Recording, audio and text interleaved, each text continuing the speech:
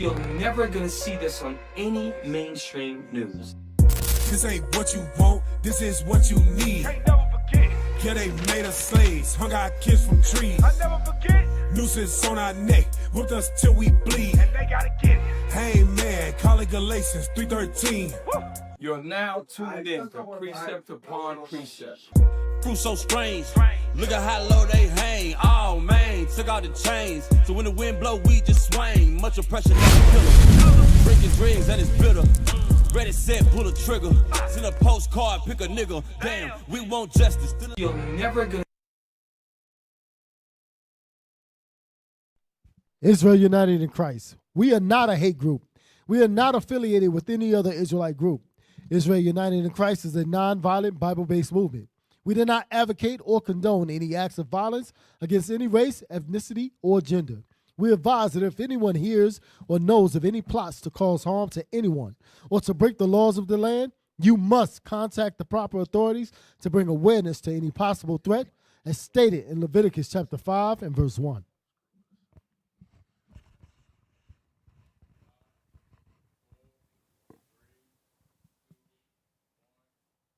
Hey, Shalom Israel. Welcome to another edition of Precept Upon Precept. We got a TV with an HDMI cable out, but don't worry, we're going to get a new one. It's just a glitch that's bothering the hell out of me right now. Wanted to share that publicly, just like John is still fat. All praise to the Most High. John's the guy in the back. Oh, I'm going to get back to my high school football playing weight. The man's already getting the ARP discount. Anyways, welcome to Precept Upon Precept. We're your hosts. My name's Captain Shem. Officer Micah. Officer Mikael. Officer Solomon. Hey, like we do before we start the show, the HDMI cable. Before the screen goes out, so Micah, please point to donate to Booster Club, y'all. Text GIVE, G-I-V-E, to 646-982-3858, or take that PayPal icon and donate as the Most High in Christ move your spirit. So, like we do, we got a lot to cover tonight. We probably won't get to everything. And one of our main tech guys just had a baby, so we don't want to keep him up too late tonight. So without further ado, Officer Mike, take it away. Watch my report. You are now live.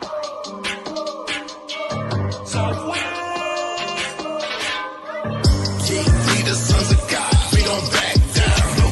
I'll take it to your face, I tell you right now. Step up to the camp, we ain't backing down. Step up to the camp, I tell you right now. We the sons of God, we ain't backing down. I'll take it to your face,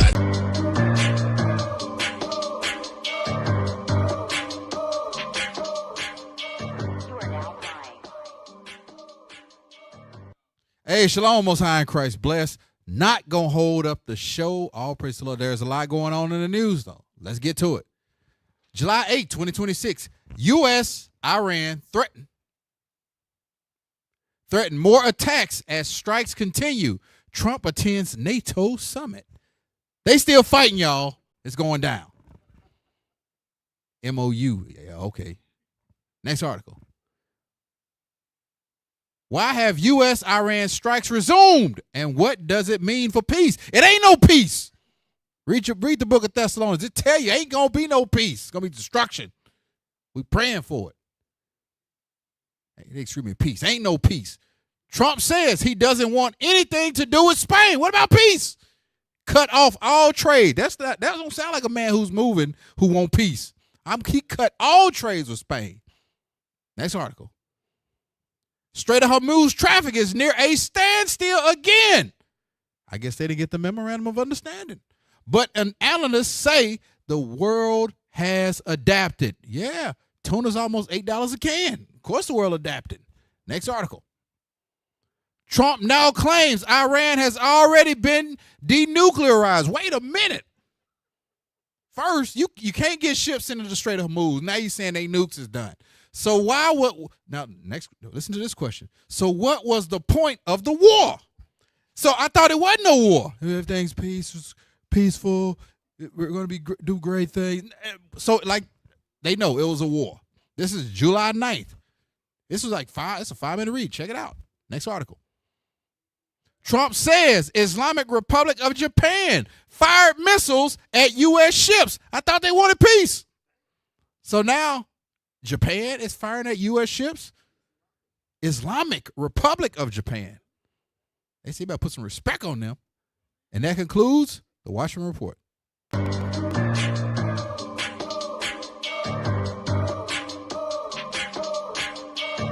now flying.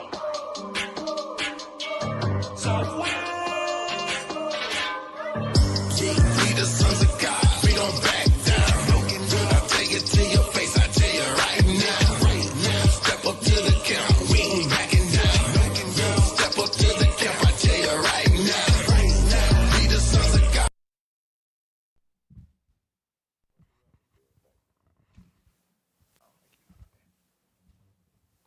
All praises. Welcome back. Okay. So the name of the show tonight, shout out to the tech team. The MOU is through and the horns aren't happy. So it's a two-part show. Officer Mike, I was listening to the Watchman Report. We didn't even collaborate. I got a lot of extensive topics that he already covered, so it's going to be great. Mikhail, explain this still and then go into the video. So as you can see, we got Donald Trump tearing up the memorandum because he said it's through, it's finished, it's done. In the meantime, we have Iran. I don't know if y'all been paying attention to the news. Y'all should be. But thousands and thousands of people were in the streets chanting death to America and death to Israel at the funeral. So that's when we got the scene of the funeral. And then in the background, you got the tin horns and you got the EU. So it's going to be an interesting show tonight. Go ahead and play the thumbnail, please.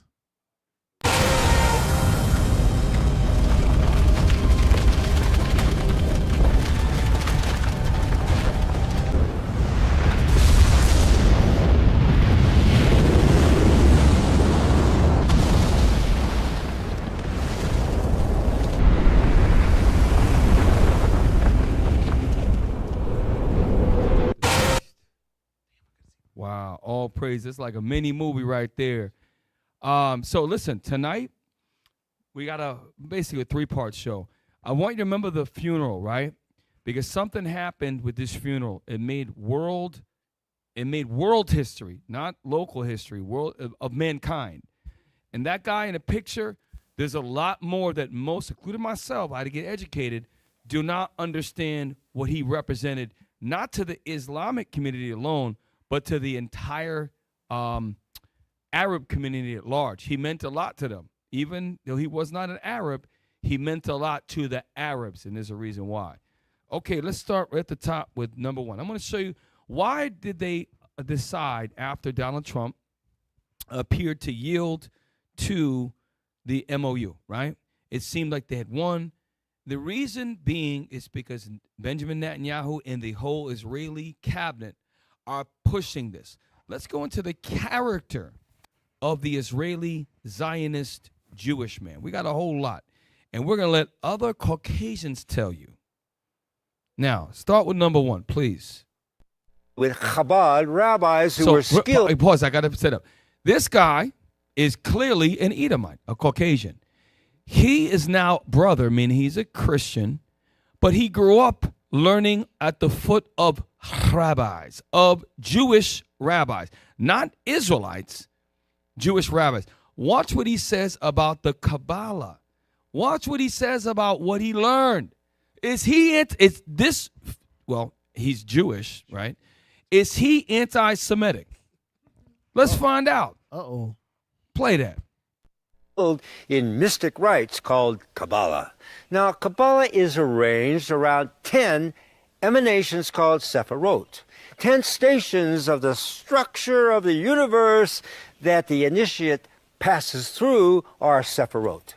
These Sephirot are the basis of the ancient mystery schools based on Kabbalah.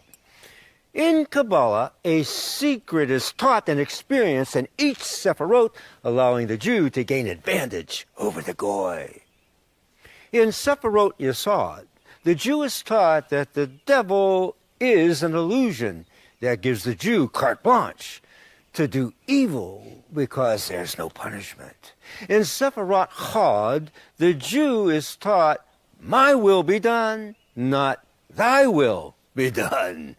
That prioritizes the Jews' own selfish will over any kind of divine guidance. In Netzah, the Jew is given the key to seducing goys with material temptations, thus gaining victory over them. In Tefereth, there is a Okay, mere... pause. I want to show y'all to see that this is I guess he converted to Christianity, modern day Christianity, and he's showing that basically that the Kabbalah is basically witchcraft, and that it's adding to the words of the Torah. The so-called Jewish believe in the Torah, right? They don't believe in the New Testament, but even the Torah tells you you're not supposed to add to the word. So that's is he an anti-Semite because he told the truth about what he used to learn? I think not. Was there any more on that? Play a little bit more, and I'm sorry, I told you to stop. Finish it out. That's my fault because I did tell you this. There you go. Go ahead. Arranged around 10 emanations called Sephirot, 10 stations of the structure of the universe that the initiate passes through are Sephirot. These Sephirot are the basis of the ancient mystery schools based on Kabbalah. In Kabbalah, a secret is taught and experienced in each Sephirot, allowing the Jew to gain advantage over the Goy. In Sephirot Yesod, the Jew is taught that the devil is an illusion that gives the Jew carte blanche to do evil. I'm showing you this has got nothing to do with the law, statutes, and commandments, and the prophecies and the understanding given to Moses and the prophets. Get me Deuteronomy 4. What these Jewish Israelis do, they add to the word of God with this Kabbalah. They have other outside sources. Isaiah said the same thing. Of the mating of the books, there is no end. They're not the biblical Israelites. And I have a conversation with this dumb Negro this past Sabbath. He wanted to pull Galatians, and then we went to John 3:16, and I asked him, I said, sir, who were the Jews of the Old Testament? He said, that's not important. I said, well, if we're going to talk about John 3:16, you have to know who Nicodemus, a Jew, a Pharisee, who was he? What was his background? They have no understanding at all. Anyway, so read that. Deuteronomy chapter 4, verse 1. Yes, sir. Now therefore hearken, O Israel, unto the statutes and unto the judgments which I teach you, for to do them. Right, and those Israelis, the IDF, the Zionists, they don't do the statutes of God. Read on. That ye may live and go in and possess the land which the Lord God of your fathers giveth you. Right, like I forget the guy's name, the Egyptian general, said, how is it that the Jews left black and came back white? Everybody knows. The Russians know that. They all know that. Read on. Ye shall not add unto the word which I command you. That's all I want. That's what they're doing. So this is the character of Zionism. They don't practice the Torah that they say that they belong to. That is their book. Hey, go. Kev, Yes, sir. I'm sorry. No, go ahead. But when you look at and listen to what he was actually saying, it was basically that whole do as thou wilt type of persona. You know, when he was going through and saying about how the Kabbalah and how they do what it is that they want to do, it's crazy. It's almost to your point, Officer Solomon. It sounds like it's an offshoot of Christianity. They damn near believe the same thing. Right. The law's done away with. He took it to the cross. They just saying the same thing a different way. Right. Isaiah said don't get it. Isaiah 34:16 said, seek ye out of the book of the Lord and read. No one of these shall fail. None shall want her mate. For my mouth it had commanded it, and his spirit it had gathered them. Number one, God's mouth did not command the Kabbalah or any other books that the Jewish man practices. The Jews of the Bible never did that. Jewish people were converts. Their lineage is from the Edomites. Now, pull up the one with Candace Owens. It's perfect timing. Black woman Candace Owens. She used to be a staunch supporter, an unconditional supporter of Zionism, until she began to ask questions and got a lot of backlash. I think this was from the Sean Ryan show. She's interviewed. It's a very good interview. Play that, Candace Owen. I don't know what number. There it is. There it is. And then they decided that they were going to stop publishing the books that said that actually they were the missing Khazarian Empire, because that's who they are. That's why they have deep hatred for Russia, because Russia put an end to the Khazarian Empire. So my conspiracy theory, to jump onto yours, is that they're doing all of this and then they're going to take Russia. Like they've got beef with, actually it was two countries that took out the Khazarian Empire. It was Russia and Persia. So maybe history will repeat itself. Maybe we will be saved from this satanic curse from the Iranian people, the Persians, and the Russians, because it's very obvious. I mean, like I said, that's why they had to get all of these books after World War II. It was like a great reset. They didn't want anybody to know anything about. I want you to listen to what she's about to say. Number one, they killed Charlie Kirk because he started to bring influential people and question Zionism and the acts of the Israeli government, right? There are death threats on Tucker Carlson. She is on their list. There's a certain number of people that have influenced. It's not going to happen maybe like Charlie Kirk. I prayed, and this is our prayer for Candace. Candace is married to Esau. She's got a lot to overclear. But this sister is sharp, and she doesn't have the spirit of fear when it comes to unleashing things about the Israelis. But our prayer for her, this sister, is she repent, wake up, keep the commandments of God, and in repentance, she would have to separate and that's a lot to ask someone. We pray that she's a mighty woman in the world. For these people are powerful. She's not no chump. She got nice house, nice car. She got money. So for her to come out of that, it's a lot. That is our prayer. So just keep this in mind. What she's about to talk about is this. Jewish people attempted to change Russian history through their book manipulation. Now, later on, I'm going to show you what they did the same thing to others. Play on. History, they started taking Russian books and translating them, meaning editing them into various languages in the West, just to put up this wall. So our understanding of history is so backwards. That's why they are so anti people going into Russia, because you can find these original books that they translated, and you can learn real. And I know somebody must have been thinking of it on the show. This is why when a lot of black people learned about the Russian icon and the books from the vault, quote unquote, when Vladimir Putin showed them. And people got mad about that. And there's in Russia, they're different type of white people over there, a little bit different.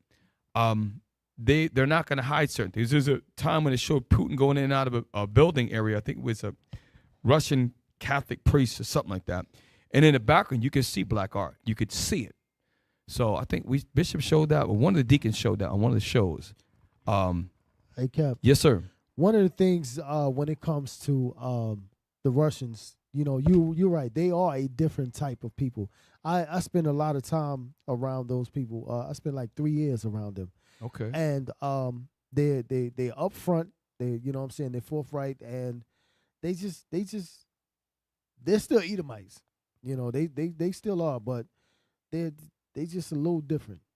It's kind of hard to explain. But when you said that, it made me think about my experience with them. So they're the lesser of the evils. They're the lesser. But I'm gonna tell you, black art is not going to be denied. So, play the rest of that, please. And like I said, Michael, y'all can jump at any time you see something, a point you want to bring it out. Okay. These are the facts. This is the Khazarian Empire reassembled.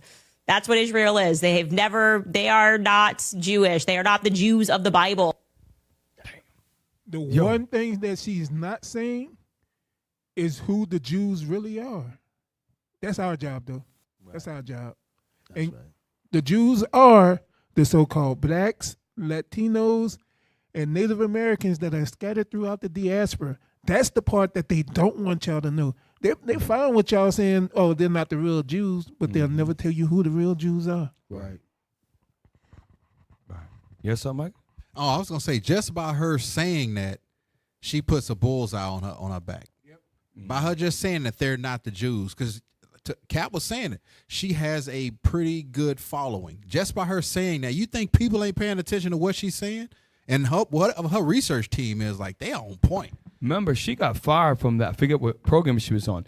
Candace Owen is known, and a lot of white folks respect her because she talks in a conservative manner, and she was all for the Israelis. Now, she said something heavy. She said a lot of the Jewish people, when I say Jewish, by the way, there's a split in the Jewish nation, meaning this.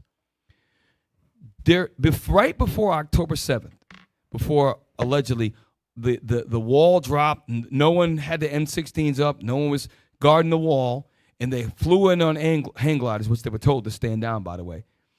You do realize that they were at the brink of a civil war, and Benjamin Netanyahu was getting threatened to be ousted from office. And remember, we did show up to show. You cannot, during a time of war, you would not be able to get out a prime minister or president during time of war. He knew all of that.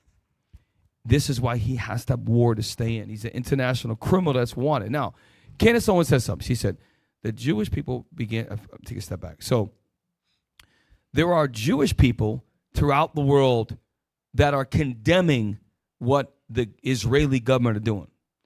There are also Caucasians, and they are condemning it. They said that that will never happen, that Zionism has got nothing to do with being Jewish, which it's true.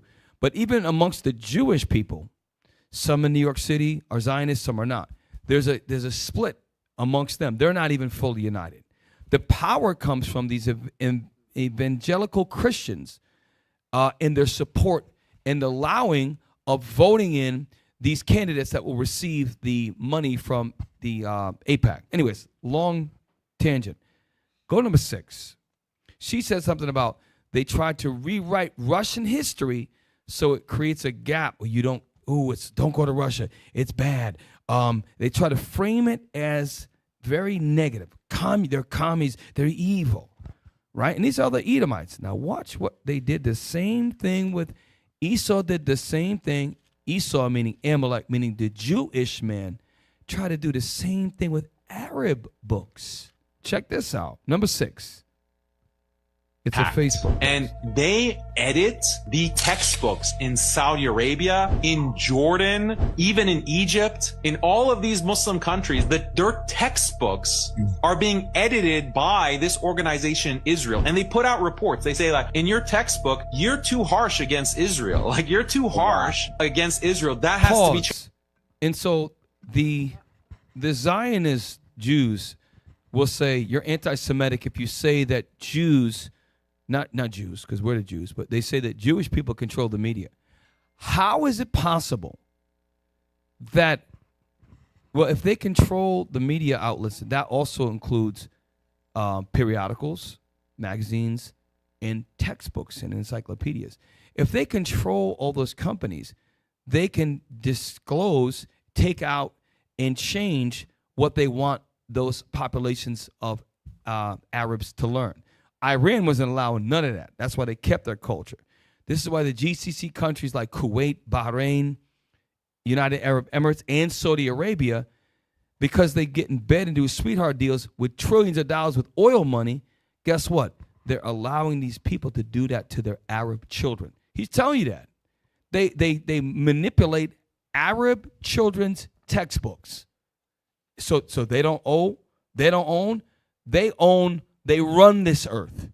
Along with Esau, they're the least of the flock. The white man, whether he's a Jewish white man, Russian white man, but predominantly in this time it's the white man in the United States and the Israeli. They run the earth and they control everything of power. Because if it wasn't the case, how the hell would Arabs allow this? How would they allow it? There's 6 million so-called Jewish. That's what they say, right? 6, 7 million. There's almost 2 billion Arabs in the greater region. Let's call it 1 billion. 1 billion Arabs in the whole Arabian Peninsula. And you don't have the power to get your own media companies? I'm telling you, God set these people up. All right, play on. Change. That's bigotry. That's anti-Semitism. Oh, and in this textbook, you're citing the Quran being against. There's a Israeli organization called Impact, and they edit. Pause. I want you to do me a favor. I want you to look up the organization called Impact. Impact, APAC. Impact. Let's dig a little bit, because they have the power in an Arab country called Saudi Arabia to control what Arab children read about their history, and their history has been brutalized, manipulated by Jewish people, by Caucasians, and you control what they learn. You have no power. They have no power. Read that. Impact. I just threw this at them. I don't expect them to get it right away. It's the same thing here with CRT, critical race theory, where they want to erase history because they don't want certain people to feel a certain way. And guess what? Who owned all the slaves in America too? The books are starting to show it was Jewish people. Right. Yeah, it's not a coincidence. Hey, while you wait for that, get number 3 with Idi Amin. So this is Idi Amin on a canoe like in the 70s or 80s. And he's being interviewed by an American journalist, and he's being put on the spot about why did he kick the Israelis out of his country. I'm telling you, any black man that stands up like Burkina Faso, a lot of these black men that stood up against colonial powers were murdered. Get number 3. Is that what it is? Idi Amin. Then you change completely from an Israeli alliance to the Arab alliance. I changed from Israeli alliance because Israeli are criminals and that they are not trusted people. They don't tell the world the truth. They were Pause. taken. So check this out. I want to see if those of you who follow us, right, and the brothers on the panel, you don't think that Idi Amin heard about the Israelis shooting the hell out of the USS Liberty? You don't think that was part of his decision? And a lot of Americans didn't figure that out. It was 1967, so it took almost 59 years for some American citizens to figure out that the Israelis torpedoed a USS naval vessel and attacked and murdered and machine gun fired the ship. Officer Mike used to give out awards in the Army, and he was telling us that if a Silver Star goes out, there is that goes all the way up to the Secretary of Defense, if I remember correctly. It's a certain level of authorization that's required to hand out an award like that. And it's not he did good in the battle. It's about, I think when I last saw it, it was like 5 paragraphs, and some of it had a continuation sheet where you had to write detailed, if you handed out this type of decoration, what that soldier did. And they want to know when it happened, who was the enemy, what time. It was detailed. And if it didn't have enough information, Solomon, you can jump in. If it didn't have enough information, it would get kicked back. It would get red inked and kicked back, and they say, rewrite it. Yep. And so they didn't even put who the enemy was. And this is how we know. Remember, Lyndon B. Johnson called the birds back. They were going to reinforce the U.S. Liberty. They called them. The reinforcement jets or helicopters had to turn back around. And admirals, they were pissed about it. There's a guy right now named Thomas Massey. He stood up and he talked about we showed him 3-4 weeks ago in the show. He actually is running for president. And I saw an ad with a guy that's a survivor of the USS Liberty, and he's burning the Israeli flag. Guess what? He's a white guy. So a survivor of a foreign attack on a USS vessel, he's anti-Semitic? I'm telling you, more of these Edomites are going to wake up, and the Third World War is coming, y'all. And the least of the flight, they're leading the U.S. out into a big open plain where everybody going to be against them. Is there more on Idi Amin? All right, get Impact, and we'll go hold Idi Amin. This is Impact. This is that organization. Impact, SC, Institute for Monitoring Peace and Cultural Tolerance in School Education. It is not a standard corporation with owners.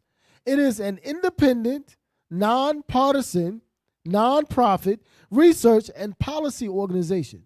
It operates as a registered NGO led by CEO Marcus Sheff and a governing board of directors. I'm not going to go too much deep. I'd like to know what Marcus Sheff's background is. Because if you're a nonprofit, you don't have to report any profits. But if you have funding and you could control certain things, and let's just say you do work for free, you can also manipulate people. Hey, we'll take care of these textbooks for you. We'll give you all new textbooks for all your students. And there's a way you can make it alluring. We're not going to charge you. We just would like to help kids. And then they change all of that. And if people are not strong enough to catch it or stand up to it, you got that? Marcus Sheff's background. He was a political reporter at The Nation, an editor at the Jerusalem Post, and a foreign correspondent before heading the Word Shop, a strategic communications firm. For a decade, he worked for Dow Jones International and Advanced Star Incorporated. Look him up on Wikipedia. I want to see early life. There you go. There you go. Yep, right down there. When Job said the earth is given to the hand of the wicked, during the time of Egypt, they controlled all of that. During the time today, Esau is in control. If you have the power to rewrite Arab textbooks that are critical of Israeli truth of what they did and what their history is. If I'm an Arab in Saudi Arabia, don't you think I would want to know about 1948 and the Nakba? Right. If I'm a Saudi Arabian Arab, the Arabs in Palestine are my brothers. They're not far away from me. You don't think I would want to know about other Arab history? Sure I would. But if they're going to be a nonprofit organization and they can control textbooks and rewrite and put what they want to put out, I'm telling you, there's some wicked stuff right here. Play? There we go. Marcus Sheff, born in 1963, is an Israeli-British nonprofit. Read it. Sami, reading too fast. Let's not add words to that. Read it again. Sorry. Marcus Sheff, born 1963, is an Israeli-British nonprofit executive officer, former media executive and journalist. Let's go down to his early life and education. Sheff was born in Whitefield, Manchester, United Kingdom in 1963, in a Jewish family. His late father, Alan, a dentist, was president of the Whitefield Hebrew congregation. His mother, Sylvia, was a recipient of the MBE. So just to be clear, when it's like an onion, when you peel back the layers, you're going to find the same concept. Why would we make this stuff up? Why would people go to do videos? Because it's all coming out. And now prominent conservative Republicans like a Candace Owens, who I don't agree with everything she says, like a Tucker Carlson, like Charlie Kirk was probably arguably the most influential young Republican. They are going against this Israeli government because God is going to divide this whole thing. He has to. But it's not going to take the foot off the gas. The Israelis are going to still keep bombing Iran. So just keep that in mind. Hey, Kev. Yes, sir. So can you put that back up, please? It mentioned something along the lines of Soviet Jews when it came to his mother. She led a campaign to free Soviet Jews. One of those books, those educational books in regards to talking about the Russians? Oh, yeah. Yes. So because remember, here's the thing. Now, we're going down another path, but I'm glad you brought it up. So do you know that during the alleged Holocaust, right? Well, and I could say that because if you're going to actually put any credence or any type of empathy to the Holocaust, that let's just say it had 6 million Jewish, right? Okay, Caucasian Jewish. So then the 100 million on the transatlantic slave trade, 200 million, probably a quarter of a billion people that died. You don't give any reference to that. So anyway, let's just say there's 6 million Jewish people that died. Do you know what they don't talk about during the World War II? Is that Look up the number of Russian soldiers that died. They minimize this. The number of white Russian soldiers that died in World War II was astro-friggin-nomical in comparison to the number of Jewish people that died in the Holocaust. And that's one thing they tried to take out of the mind of American people. Type in, what is the number of Russians that died during World War II? It's gonna blow your mind. I want to say it was millions and millions. Between 8.6 and 8.7 million Soviet soldiers died during World War II. So let's just say, okay, you give the Jewish men, which many white scholars disagree with that, and they think it was less than 1 million. But let's just say you give them 6 million. So that means that the Russian soldiers mathematically had about 38 to 42% more people that died. How come you hear nothing about Russian empathy? Russian. Where's that? Didn't they fight to liberate the Jewish people? Russia was on the same side as the U.S. and England during World War II. Remember, Germany and Japan were the enemy. So where's about the Russian soldiers that died? A lot more of them died, according to their numbers. So keep that, I'm telling you. So when you said about the Soviet Jews, yes, sir. What they'll do is they minimize everything Russian. Because remember, Candace said, the Russian Empire, they destroyed the Khazarian Empire. Right. Now, I don't want, we're going to keep up. Go back to Idi Amin. Listen, in 1974, Idi Amin kicked out the Israeli Jewish Zionists, and he brought in Arabs, which is the lesser of the evils, but play it again. Palestine as refugees, and then they changed Palestine to become a state of Israel by force of arms given to them by Americans and the British. But is it true that you said Hitler didn't kill enough Jews during the war? Pause. So he's laughing because you know why? I think he knew he was going to die. Because he's on the boat with this guy, right? And the guy's trying to box him in and he knows he's on camera because he wants to get him to say something so they can label this guy. And he's laughing. He's like, here he goes again. I'm on the boat with the damn devil himself. And this was 52 years ago. This was 52 years ago. Okay? And he's a high-ranking officer. He got some jump wings, bunch of medals. As a general. He got some stars up there. He might be a general or something like that, man. I can't tell from his, look at his black shoulders. I think them are stars. I could be mistaken. Play on.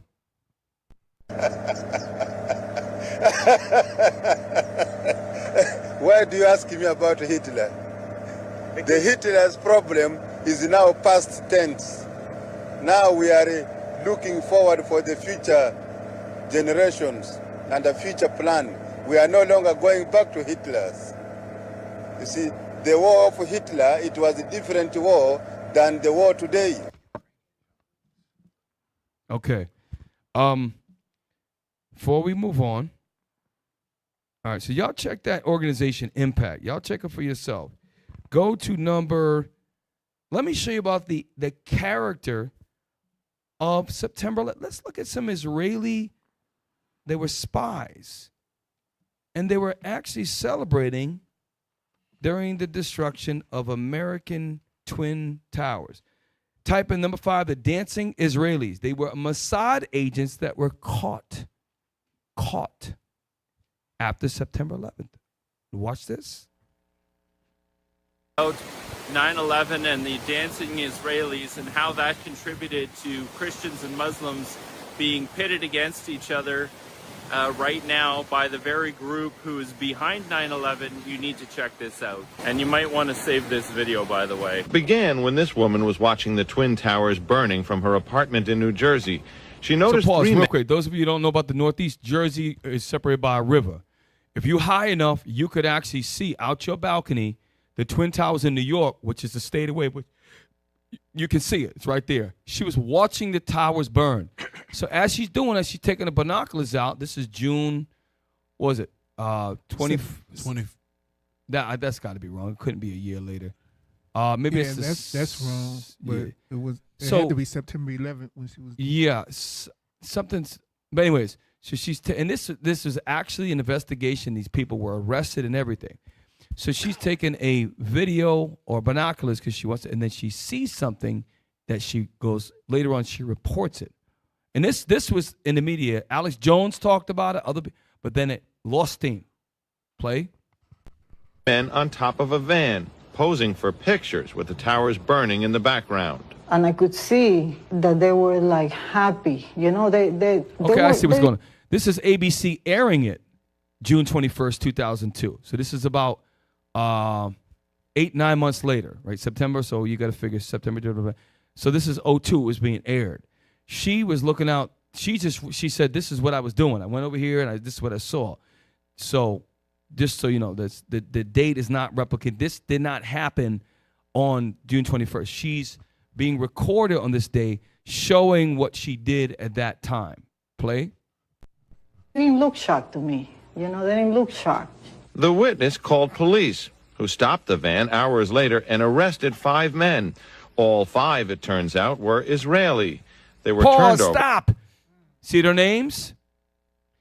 It gives their names. Sivan Kuzberg, Paul Kuzberg, Yaron Shemuel, Oded Elner. I can't see that part. EILNER. These are the equivalent of the U.S. Let me paint a picture for you, right? That's like if 5 U.S. CIA guys were over in Germany, and Germany had a major attack, and they were doing that. It would be treated as crazy. Watch what they say about these 5 Mossad agents that were celebrating the destruction of the Twin Towers. Watch what happens to them. Play. To the FBI. Sources tell ABC News during a check of national security databases, some of the men were listed as having had connections with Israeli intelligence. The men said they were just taking pictures at the time. They said they worked for a company called Urban Moving. The FBI obtained a search warrant for the company's offices. Not long after the arrests, the offices of Urban Moving were simply abandoned. Almost everything was left behind. Think about that. If I'm a Mossad agent and I have to have an exit strategy, you create a front business, and then you could actually have the business just be a room or a couple of rooms with a couple of boxes so that it looks like it was an actual business. And then you get the word, you get your free phone call, boom, this will happen, boom, boom. There's a whole code. They go clean everything out. Now there's no trace. The feds, the federal FBI investigated this. Here's my point. Why aren't those guys, why wasn't that all over the news at the time? Why wasn't that looked into? And again, it goes back to if they can destroy the USS Liberty and get away with it, they can do anything they want, and the U.S. is going to wink at them and send them home and just cover everything up. Okay? Play on. In jail, the 5 Israelis were repeatedly interrogated and given lie detector tests. Yuval Aviv is a counterterrorism advisor to the U.S. Congress, but was once a spy for Israel's Secret Service Mossad. He says Urban Moving was a front company for Israeli intelligence. According to the FBI, 2 of those movers were identified as Mossad agents. The driver of the moving van, Sivan Kurzberg. We are Israeli. We are not your problem. Your problems are our problems. The Palestinians are the problem. FBI reports confirmed that the men were not taking somber pictures of a horrific event. When their 76 pictures were developed, they revealed the men had indeed been celebrating, smiling, hugging each other, and high-fiving. One of the pictures even featured Sivan Kurzberg holding a lighter up, with the burning tower in the background. They lied to the police about where they had been that morning. They were carrying plane tickets for immediate departure to different places around the globe.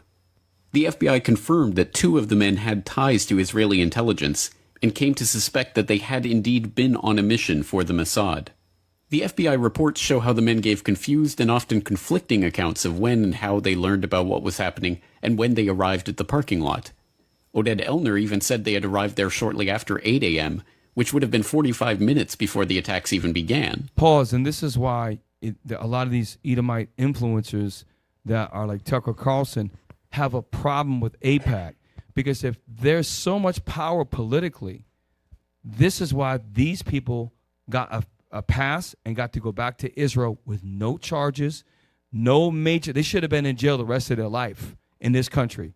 What they did was, what's the term when they do, is it espionage? I forget what it's called. When you do, it's not traitor if you're from that country, but if you go to another country, I can't remember what it's called, it's a major charge. If Americans went to do that in China or Malaysia or Japan, you're not leaving that country. Some countries that might execute you for that. So this is the character of these people. A lot of you may not know that. There's 5 Mossad agents. Think about it. You're taking a picture of the towers and you act like you're lighting on fire. You're jumping up and down. Everybody in America was solemn. I remember where I was getting ready to go to work. We all remember where we were. We didn't know I wasn't in the troop at that time. It was horrible. Like, damn, they attacked the U.S. American flags and people were crying. Nobody was celebrating. These guys should have been locked up and the key should have been thrown away. That shows you how much power the AIPAC and these Jewish organizations have with the U.S. government, to the point where the FBI has files like, this is the front, lock them up. They get the call, let them go. You got to see. This is the character of these folks. Next one. Go to number, I'm sorry, I got to go back here. We're going to go to break soon. I'm going to show you how these people are. Get number 2. This is, there's a famous doctor, a Palestinian doctor, who is actually a leader of doctors. He's not like, so at a hospital, you may have different, you have nurses, you have physician's assistants, you have doctors. Then you have board surgeons and other doctors that are in control and run all the other doctors. This is this guy. He's a top guy. And look what the Israelis are doing to this guy. It's a short video. So he's probably like the chief of surgery or something like that. Yes. He's a hospital director. Listen to this, y'all.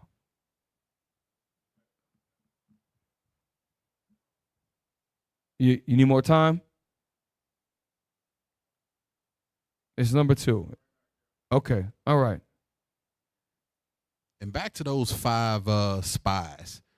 If them brothers, if they were a different skin complexion, we wouldn't even be reading about this. Nope. There wouldn't be no audio, none of that. They clearly said, well, none of their stories matched up, but yet they free. They probably drove them to the airport, dropped them off. Yeah, y'all need a ride.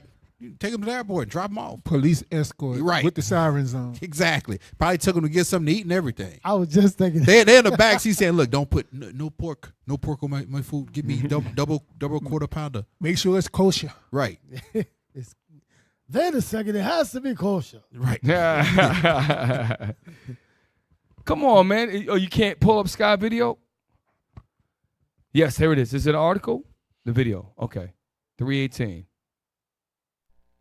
Why he's being held without charges? We believe that now, after a year and a half, the Israeli authorities are afraid of the voice of Dr. Hussam.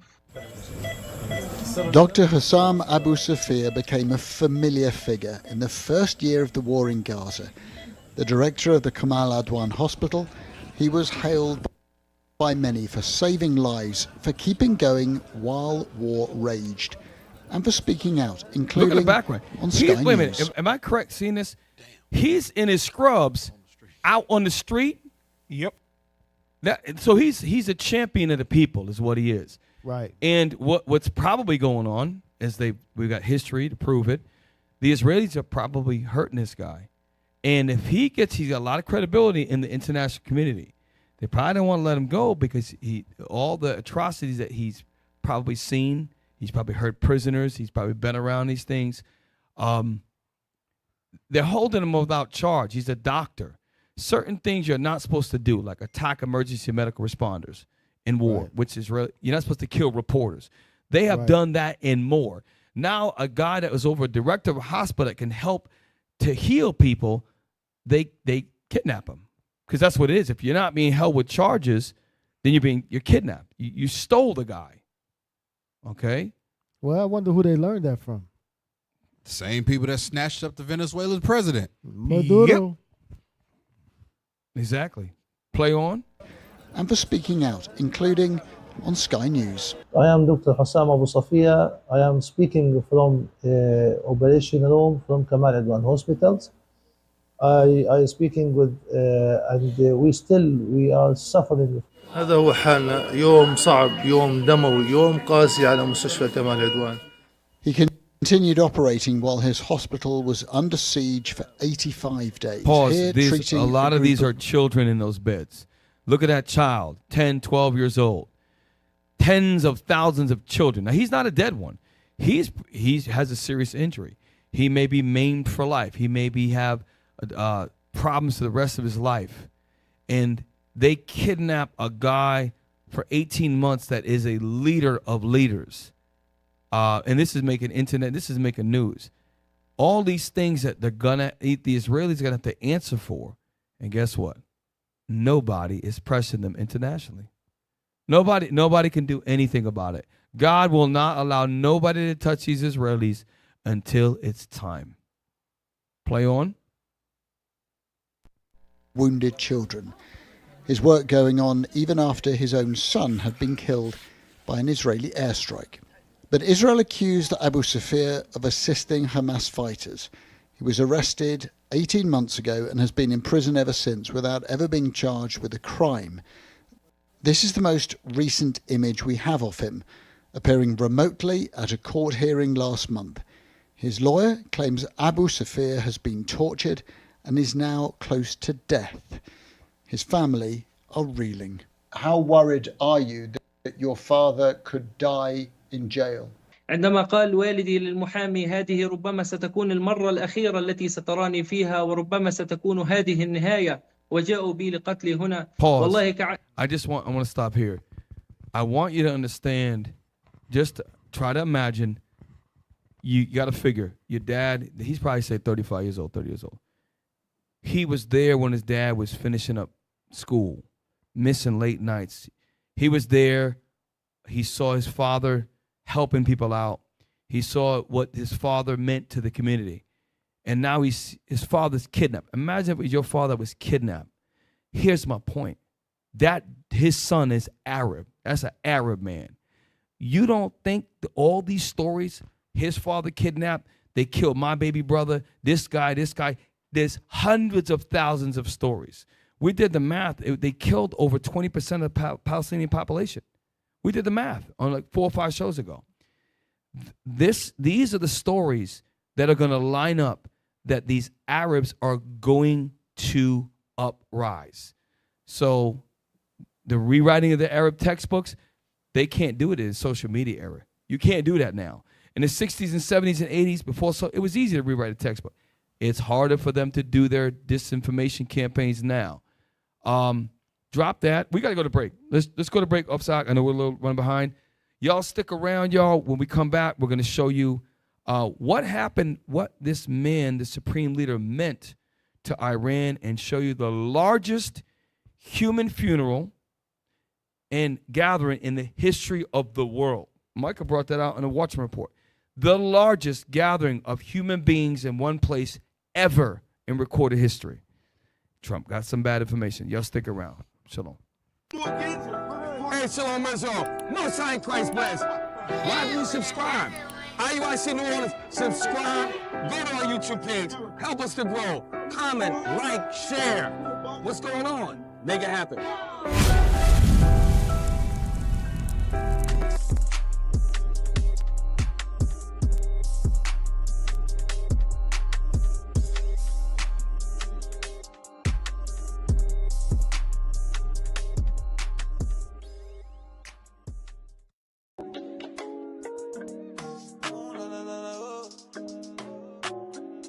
It's that time, more, everybody Tell them I just hold on. So bright you can hide up. So bright you like that just kind of. Thousands gathered, committing sin. But in the midst of it all, came the prophets of God.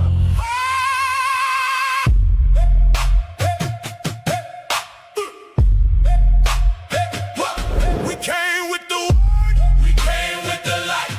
Calling our people, wake up tonight. All right, yes, we work. We are ex-drug dealers. We are ex-gangbangers. We changed our lives, sis, and you can change yours. Bubble.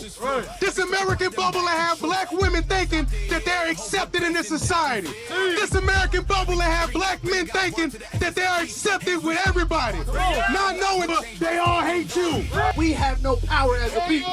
This is where our power lies. We are the Israelites. Israel means a prince that has power with God. See us all over the news, seeing us being nothing, nobodies, but God says you are a temple of God.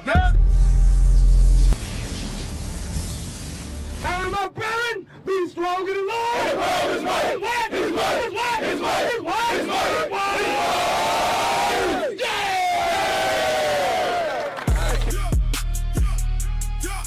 Turn me up. This that pressure talk.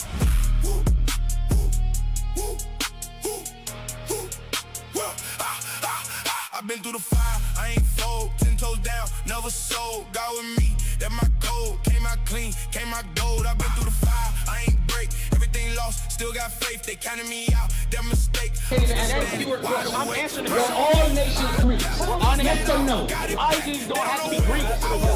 They just see me where I'm at, pay hit deep. Many times, people that come to the camp, they want to learn, but they want to try to match. You tell me something, I tell you something. After I told the brother, look, you got to humble down. Let us show you the scriptures. And after he saw that it was an opportunity for him to learn, he humbled his spirit down and went to the scriptures. Earlier, there was a man who was misunderstanding Galatians 3, which also goes hand in hand with John 3:16, that God did not come to deal with all nations and all races. Once we explained it to him, we showed him the Bible in an environment where he could learn, we won him over. And then you know what? At the end of the day, he said, thank you for teaching me, because he humbled his spirit. Some men, they don't have the ability to humble down, they can't be taught. So even men like that, we have to still try to deal with, because at the end of the day, they don't know anything. We have the truth, it's up to us to show them.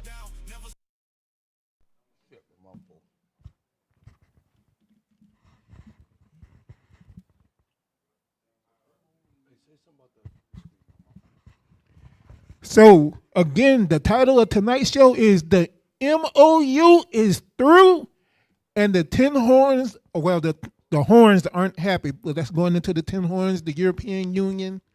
So we're going to get into the second half of the show, and we're going to talk about Iran and his funeral, the Ayatollah's funeral. Speaking of the Ayatollah's funeral, I want you to poll number 8. This guy, this Edomite, George Galloway, is his own people can't stand him, the powers that be.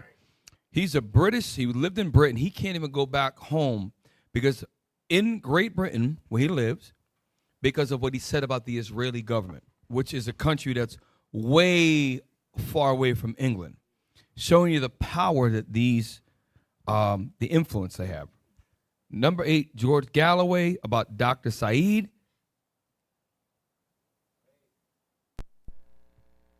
A tidal wave of black begins to turn red in Tehran as 10 million people mourn the martyred leader of the Islamic Revolution and a leader of 200 million Shiite Muslims around the entire world, and probably the leader of many, many more who don't so identify, is finally now in the middle of the funeral of Dr. Syed Khamenei.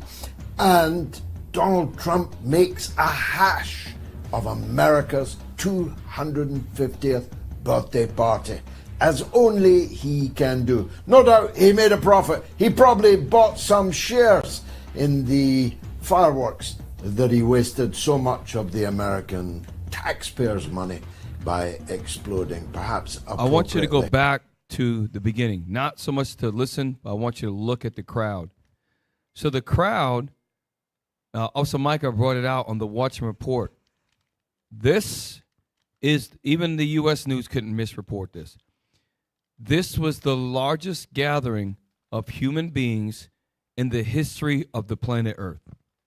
Almost 10 million people. Now, those 10 million people, guess what they have in common? They all have the same religion, and they all saw this leader as someone that stood up against the imperial power of the United States of America. That's what united. And guess what? During the first day of the war, not the 12-day war, but when they attacked again, he stayed in his house. The other guys wanted him to, let's move you on the ground. He said, nope. He stayed in his house on purpose and became the first major martyr of that war on purpose because he knew what it was going to do to the Iranian people. Now, later on, we're going to show you why. He said his name was Doctor. Matter of fact, let's get that right now. The last thing I sent you was Professor Morandi. Also, I think George Galloway was interviewing Morandi. And we're going to learn, go to the second timestamp. We're going to learn why this guy was reverenced so much. And he was a PhD, he had a doctorate. And the things that I didn't know about, he was loved amongst Arabs, amongst Iranians, and the Islamic world at large. This is one of the reasons. Second timestamp of exact. Yes, sir. Good job.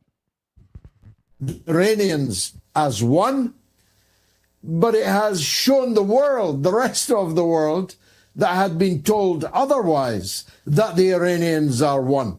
And this must affect the dynamics of what comes next in negotiations or in war. Oh, absolutely, George. First of all, I think Ayatollah Khamenei was, when you speak about moderates, I think that the real moderation was what he was. And that being revolutionary is being moderate. But he was a man of culture, and I know you know this, but I'm saying it for your audience. He spoke 4 languages.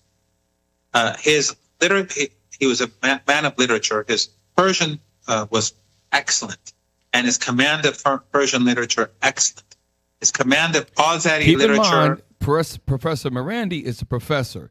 So here's a professor that understands English literature. Of course, he understands Persian because he's an Iranian.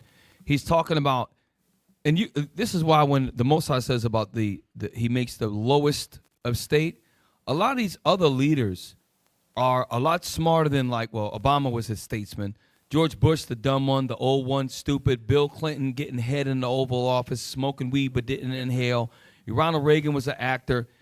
This guy was a doctor who spoke 4 languages, understood. He was a heavily cultured individual. This is why people from all around the earth are mourning him right now. And what we're going to find out next is they're all calling for something. Hey, Cap, bring it up. He spoke 4 languages, and Donald Trump can't speak 1. Right. And also, to go deeper, right? Look at how many people are mourning for him. Yeah. A lot of black, and this is how I know black people watch. When black people pass away, they usually just show up to the funeral to see what they can get. They already ransacking the house. Well, I'm taking this, I'm taking the car. They not doing none of that. They sincerely care, and they're unified behind the death of this man right here. I'm gonna show you how much. Hold that thought. I know you got something good to say. Check this out. Do you know that when Iraq could not afford to pay for oil and other important commodities, that the Ayatollah still sent the product over knowing they couldn't pay? Why? It's going to tell you, he was fluent in Arabic. So even though he was an Iranian, the Arab community loved him for what they did. Iraq was oppressed. They had sanctions. And so here's the thing. Get me 2 Ezra 15. What I always think about this. What is going to make all these Arabs unite into one force to come out together? The white man rewrote their textbooks. You got 6 million so-called Israelis and their influential power over the United States controlling over 1 billion Arabs' everyday lives. The Palestinians are living in an outdoor concentration camp, tens of thousands of women, men, and innocent children being slaughtered, more of them being maimed like we saw in the hospital. Doctors who are being accused of supporting Hamas are kidnapped for 1.5 years. Major societal heroes because they're allowed to do this. This has to happen for the Arabs to truly get it. It's going to get to the point where all these Arabs are going to be on the same page. It's going to get worse. If you thought this is bad enough, read that. The book of 2nd Esdras, chapter 15 and verse 28. We read this every other week. It's very, if you think about it, we just read about the Ayatollah Khomeini, right? The largest gathering in human history. We now know that the man spoke fluent Arabic. So when he went to Saudi, when he went to Jordan, guess what he could do with the leaders? Talk to them. Trump and all these American presidents, none of them could do anything like that. Nothing like that. Read, sorry. Behold, an horrible vision, and the appearance thereof from the east. That means death. A horrible vision it's not something that's good. From the east, that means over there in the Middle East. Read. Where the nations of the dragons of Arabia. Why would he say the nations of the dragons of Arabia? Remember, Ishmael was like a wild man, right? Because you have Ishmaelites who are in Yemen, Oman, Iraq. Okay, you have Jordan, United Arab Emirates. You have friggin' Palestine. You have Lebanon that's getting bombarded right now. Who else do you have? Saudi Arabia. Turkey has some Arabs there, you're right. And not to mention all of the other peoples, some Turks, the Iranians, the underlying religion is Islam. So all of them are against what's going on from the United States of America. Read on. Where the nations of the dragons of Arabia shall come out with many chariots. So if they're coming out, that means they got to form together. If the nations, they're not going to come out, one nation do their own thing. No, they're coming out together as one mind. Read on. And the multitude of them. Coming out together, the multitude together. Then the multitude of them shall be carried as the wind upon the earth. Swift. Read on. That all they which hear them right. may fear and tremble. Right. Because guess what? These Edomites are going to say, all them Arabs we killed, they're not taking it no more, and they actually all joined together. We can't trick them no more. We can't divide them anymore. Read on. Also, the Carmanians. That's the present-day Persians, a.k.a. Iranians. Read on. Raging in wrath. Raging in wrath. Why? They're going to be they're the heroes right now. All the Arabs, I don't know if you remember this a couple shows ago, they showed missiles going over the Bahrain and striking U.S. bases. The citizens that lived in Bahrain were all cheering the destruction of the U.S. base, and they live in Bahrain. So what do you think they're doing in Qatar? What do you think they're doing in Saudi Arabia? The elites are probably less than 0.5% of the whole pop. What about the other 99% of the Arabs? These people are sick and damn tired. The Carmanians are the heroes right now. They're standing up, and it's going to be more and more slaughter and torture and innocent Palestinian kids getting murdered for all these Arabs to come together, stand up, and finally have the same mind. Okay? Where were we at? I'm talking too much. Where were we at? They had an article. I don't know if our people remember when they raised that flag after they killed Soleimani. Mm-hmm. These Israelis, they're not just bombing the guy that comes to pick up the trash. They're taking out very, very high-ranking officials that have the same beliefs. And so what do the people see? They're like, well, okay, and their mindset is probably this. If you'll take out Soleimani, who's a general, You'll take out this guy who's a doctor, then they'll take me out with no problem. So that's going to unite them. They are going to be united. Right. Hey, Bring it up. I'm sorry, No, go ahead. Cap. But Officer Micah made mention about something, and actually, Cap, you mentioned something about this. The Khomeini, he actually stayed in his house. They can't hear you. He actually stayed in his house, right? They y'all said something about how he stayed in his house On purpose. On purpose, right? So he did something that he knew he knew that something was going to happen. So basically, what he did was he became a martyr on Exactly. purpose, right? And as we read the definition of a martyr, Bring it out. says is an individual who suffers persecution, severe hardship, or death rather than renounce their religion, beliefs, principle, or cause. The cause is because they know how wicked and evil the West is. They know how wicked and evil the Israelis are. You know, and they see and know that all this stuff that's happening, he said, okay, well, and basically in the spirit, the Most High is making all of this come together because it has to come to pass. Facts. So, Hey, I like the way you said that, because that's exactly the way they feel. All 10 million. Here's the other thing. Imagine 10 million people get around like that. You know, some probably had to go to the bathroom so doggone bad. They probably didn't give a damn. Right. Some of them probably got dehydrated. They did. It's hot over there. It ain't cool over there. It's hot. Those people suffered because they wanted to be together, and they all had the same mind. Right. Now watch this. This is more acts. Go to the one where it says the Palestinian children's lives. Number 10. Here's an example of Palestinian Arabs' daily life. You can't tell me if I'm a Yemenis Arab, if I'm a Jordanian Arab, a Lebanese Arab, a Omanian Arab, a doggone Iraqi Arab, a Kuwaiti Arab, a Bahraini Arab, a United Arab Emirates Arab, an Arab that's from New York City that has lived in New York for 30. You can't tell me he ain't mad as hell when he watched this. Watch this. No, I'm not mad. I know it's of God. And I know that what blacks and Native Americans have been through, you can't touch what they're going through. We were slaughtered by the millions. Play this.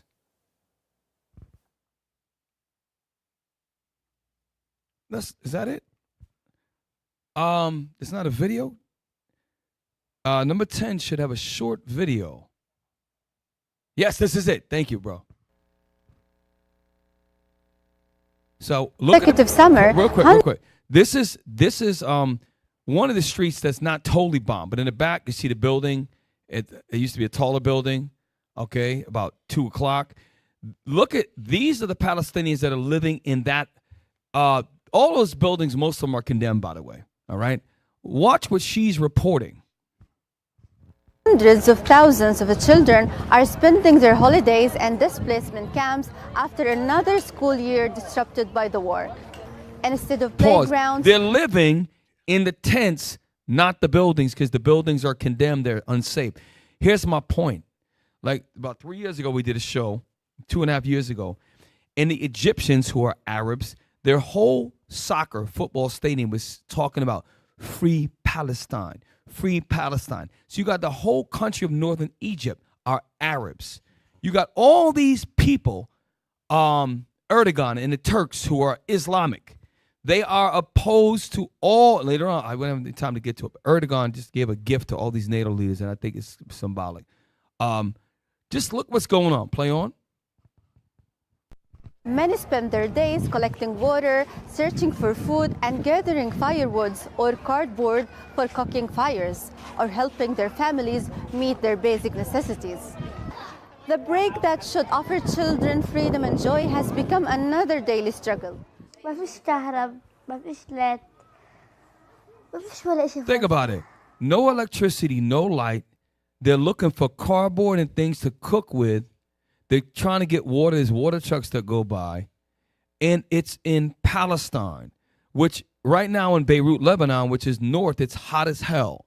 So it's hot in Palestine. This is what these Jewish people did. They're the holders of, they're the entrustees of the Torah.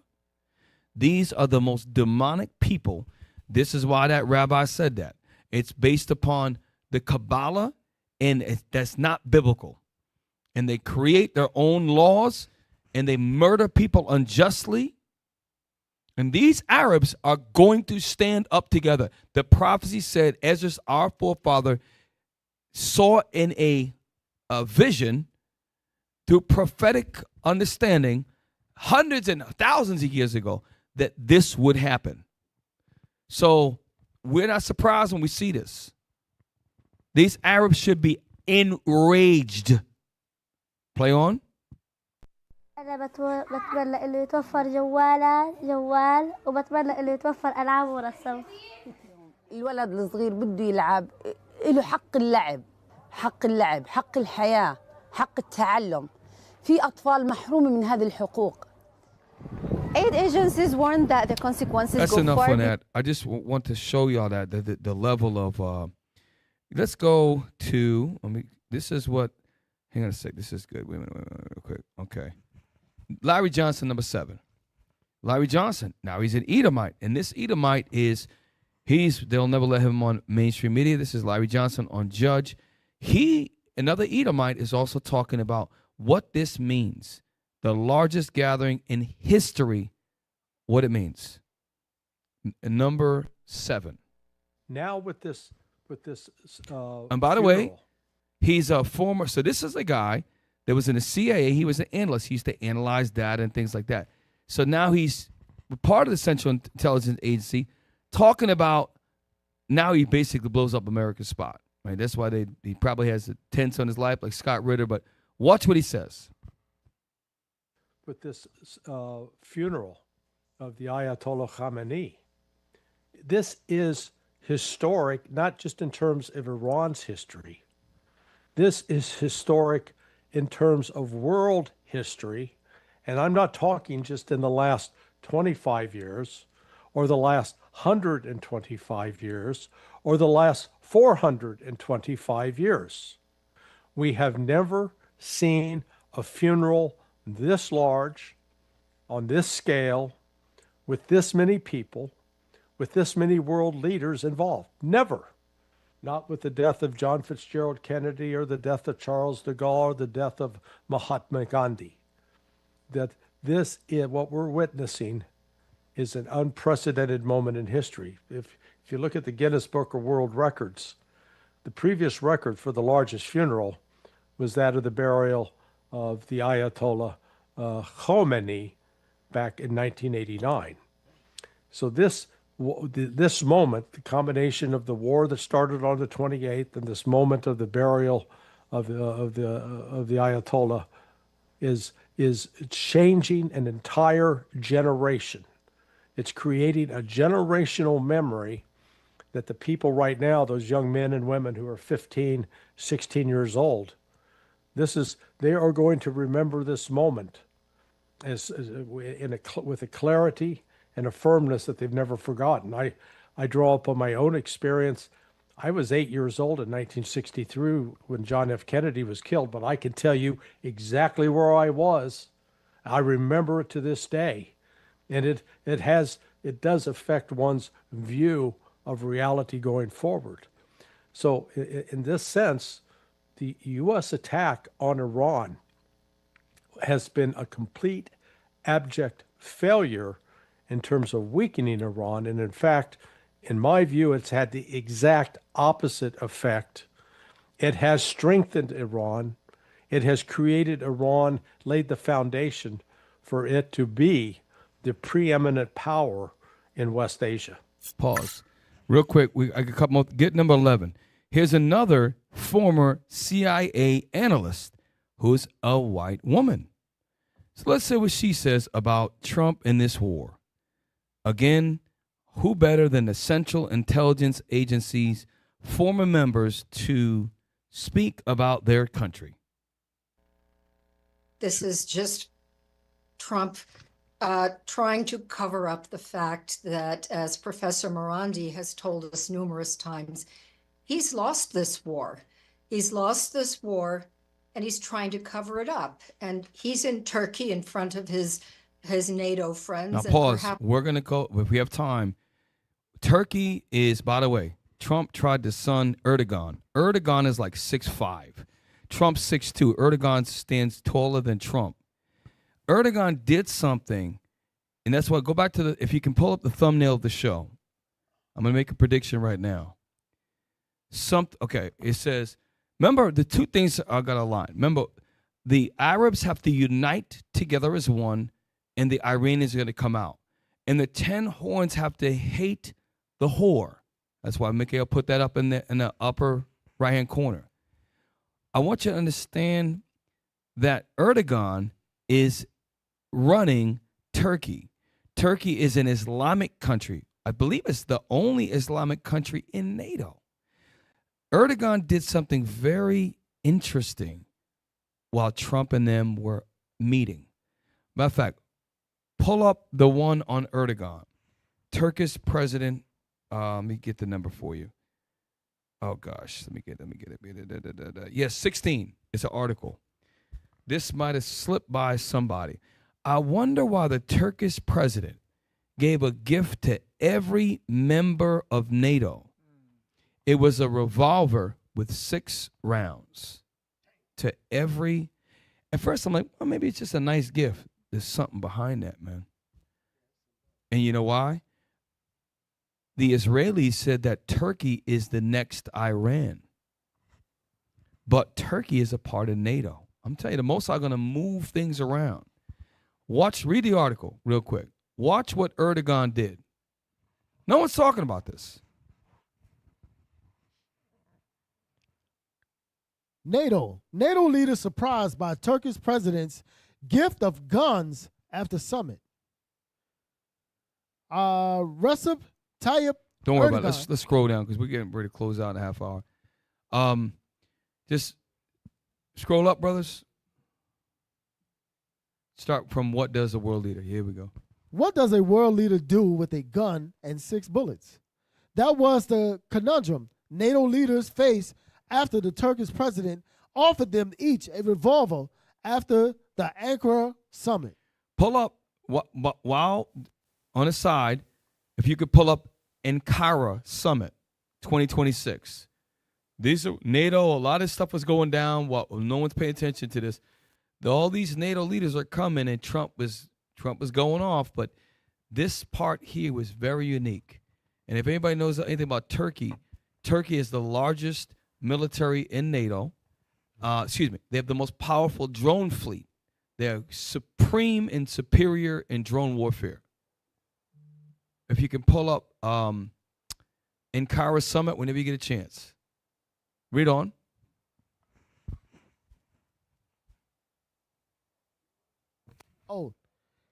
Keir Starmer was the first to mention the highly unusual gift presented by Recep Tayyip Erdogan to his guests on the flight back from Ankara, where NATO leaders had gathered for 2 days. Interesting. They met in Ankara, and Erdogan gave them gifts. Who gives gifts? Hosts give gifts, right? Pull up Ankara Summit. Erdogan, and sounds like an Islamic name. Recep Tayyip Erdogan. Interesting. Pull up the summit, man. Come on, let me send it to you. Just a regular Google search would be good. There we go. 2026 Ankara NATO Summit. Okay. I want to find a location.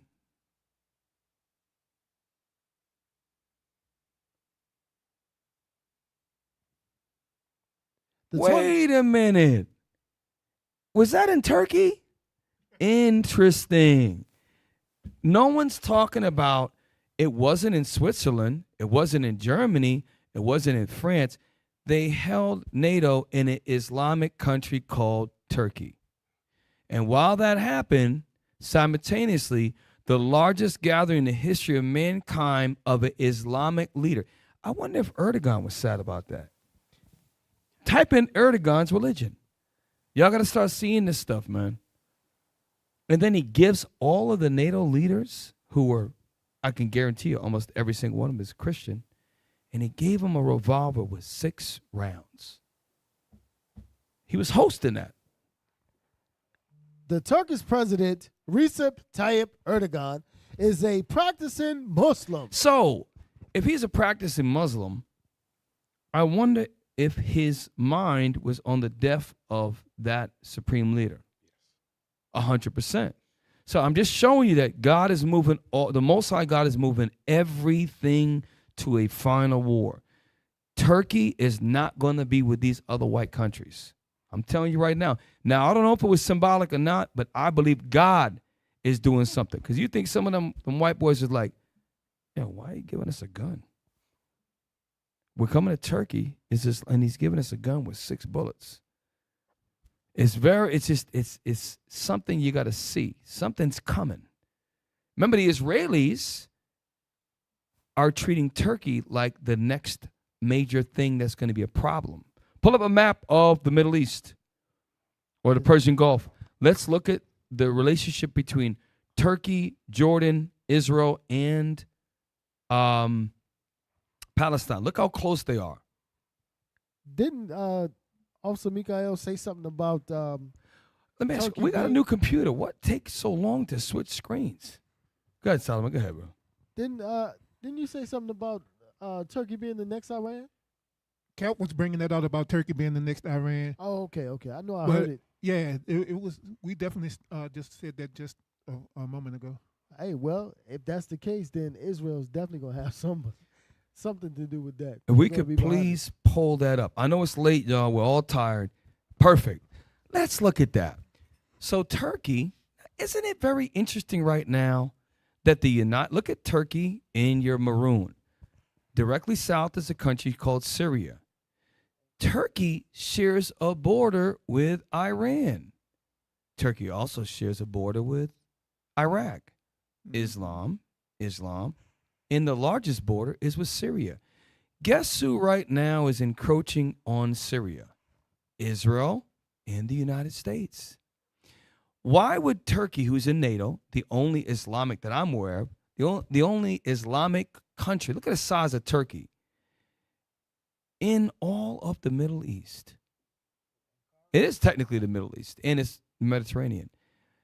Erdogan has a hosted NATO event and gives all of the NATO leaders guns with rounds.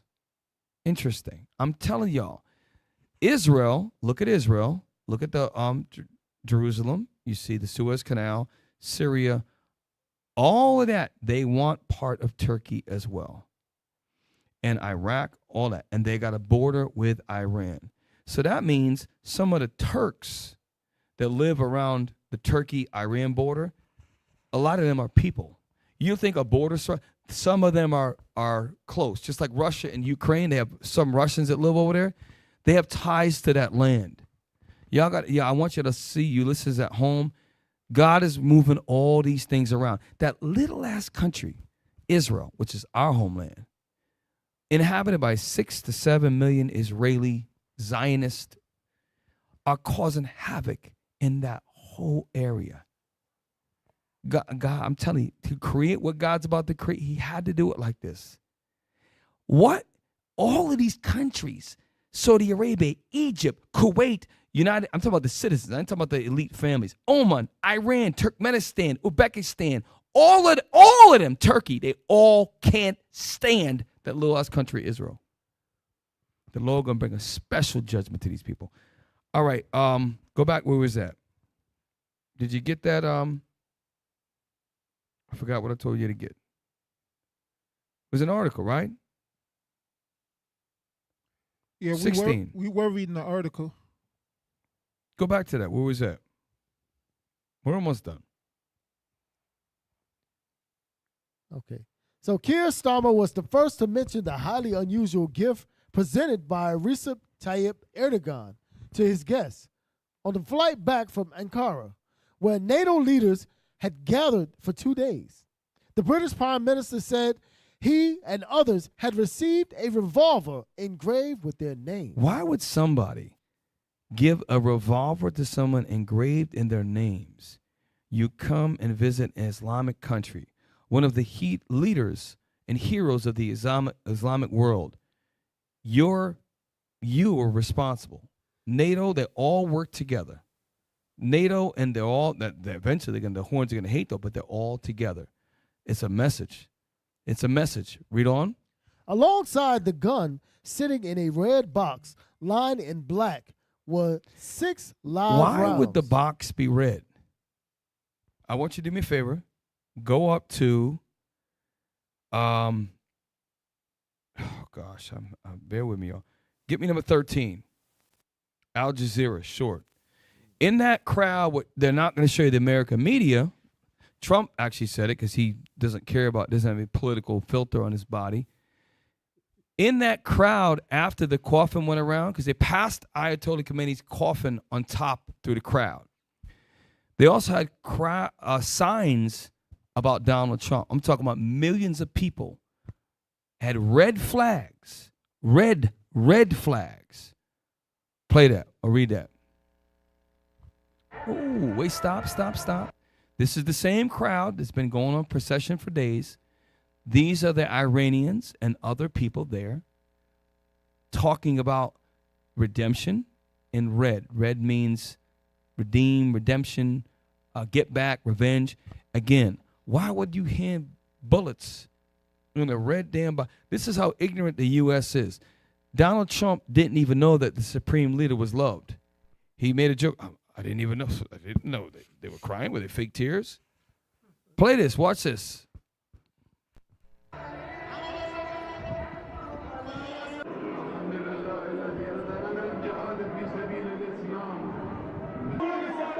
Pause. Stop. I was blown away with this. I want you to look at the size of this flag. Look, if you look at one person holding it, they're all holding it. That flag, just from looking at it right now, is probably about 20 by 50 feet. It's a huge flag. Look at the people look at how small the people are. That means they had to coordinate. They had to work together to hold it up a certain thing. They all had the same mind to keep that up. Why do they keep it up? They want people above that's taking drone aerial pictures of that. They want it to get out. They all have that mind. God is bringing them all together.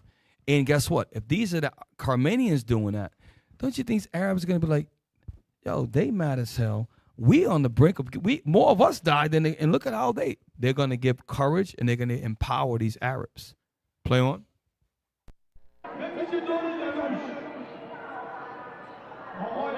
It's bigger than that. Look at the size of that flag. That flag is huge. Play on.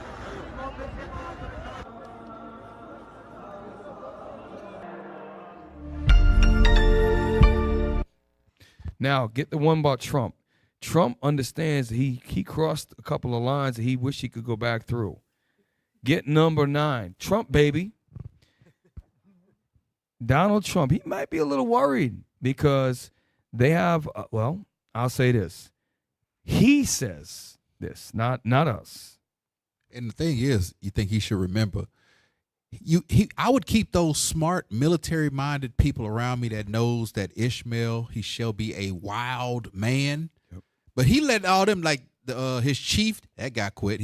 Then your other colonel, generals are walking off the job, they getting fired. Who does he have around him to keep reminding him, hey, these people, they wild. Allah Akbar, and they just set it off. But Joe Kent tried to tell him. Joe Kent had to retire. Joe Kent, former Army Ranger, former Green Beret, combat, CIA, special paramilitary, all of that, and he didn't listen to Joe Kent. Trump, baby, number 9. This is a Sky News, Australian news. Sky News. U.S. President Donald Trump says he is number 1 on the kill list for Iran. There should be a video. I want you to see the way he talks. Yes, here it is. Look at Orange Man. Yo, you could, hey, is that me? He got some orange paint on his face. Nah, that's him. Watch what our boy says. Donald Trump. He says this about himself. Watch this. It's a very dangerous profession. No, I'm number one on the kill list for Iran. They're lovely people. I'm number one. So I don't know. I can't tell you that, but I don't really care because I'm doing my job and I'm doing it, I hope, better than anybody's ever done it. Because we have a country. So he's got an international target on him, and he flips it to no one's ever done this job as good as him. You got it. The guy he's consistent. Donald Trump is a consistent. I think he's beyond narcissist. I think you got to come up with a different term for this guy. But Cap, this guy, he's number one in everything. I mean, he's talking about how he's the number one. Hey, Nobody wants to kill me. Nobody wants to kill anyone more than me. So, I would be killed more than anybody in the history of the world. He says, I'm number one on their kill list. They're lovely people. I don't really care. You don't really care, but you just got a new Air Force One from Qatar that you gave back. Right. Because you want to start an old one because you're worried about them killing you. Hey, he did give it back because when he flew home from Turkey, he was on the old plane. Right. Hey, that's a good point. Look, rewind it from the top. Watch what Trump says. Everything is grandiose. So is he bragging about being the number one guy to be killed? Wait, he already said that he's number one on what's that, Instagram? No, TikTok. TikTok, I'm the number one in TikTok. That's what they're telling me. Play, watch this. It's a very dangerous profession. No, I'm number one on the kill list for That ain't the list you want to be number one on. Lovely people. I'm number one. So I don't know. I can't tell you that, but I don't What's really the care because I'm doing my job and I'm doing it, I hope, better than anybody's ever done it because we have a country that's hot and really, really successful. But I mention it only because it's on the list. I mean, it came out. There was another list came out yesterday, and I'm number one on. I like being number one on TikTok better, but I'm number one on the list for killing. What's wrong with this dude? He said we have a country that's hot and very successful, yet, like I was somebody brought out earlier today, a can of tuna is $8. Yeah, but we know what. But we're successful right now. Hey, check this out. Number 14. This is heavy. So I think this is an East Indian man, and he's talking about the supreme leader, right? And it's only a 2-minute video. It has multiple levels of meaning that Donald Trump is going to miss it. His Marco Rubio and Pete Hegseth, these guys are going to miss all of that. This is why you need a guy like Scott Ritter, Colonel McGregor, Professor Morandi advising you, hey, Trump, you might not want to do this. Donald Trump, do you know that this is the biggest funeral ever? So what do you mean? They liked the guy? You told me they didn't like the guy. And I'm telling you, and now he's got people, he got a 20 by the largest flag ever. Kill Donald Trump is being organized without, they didn't even practice it. They all just put it up at one time. Hey, Kev, he's probably upset that is the largest funeral ever. So he's going to have to try to, he wants to top it. He wants to top it. I want the largest gathering ever. This will do. We'll pay everyone $50. We'll get them. I'll be in the Guinness, but can I be in it? I want to be in it. I want to beat Ayatollah Khomeini's funeral. He would probably do something like that. You know, they're about to name an airport or something after him. I think they did already. Yeah, right. Yeah. Okay, real quick. Let's get that other one. I got to keep us on track because this is the supreme number 14. This isn't how you bury a supreme leader. This is how you hold a masterclass in political messaging. The funeral of Iran's former supreme leader, Ayatollah Ali Khomeini. Pause. Look at the size of that picture. Let's look at the size of that arch. Look at the size. Say the average person is about 5'10". Look at that. Look at the people at the base of there. The lower arch. The lower arch look like it's about 25 feet. Look at the upper arch. Now look at the size of the picture. Look at how much effort it took to put. That's not digital. Yes. Speak on it. I was thinking that, Cap. Think of the coordination and the logistics that went into putting that picture up. Yep. You had to have scaffolding. If it's not digital, how do you get that up there? That has been going on that took days to do that. Oh, yeah. Okay, and if it's a flag that they dropped, who made the flag? How long did it take them to do that? There's a lot of care that went into this funeral. These people, he was a hero, a martyr to the people of Iran and to the greater Arab world. Why? Because he spoke fluent Arab. Okay, play on.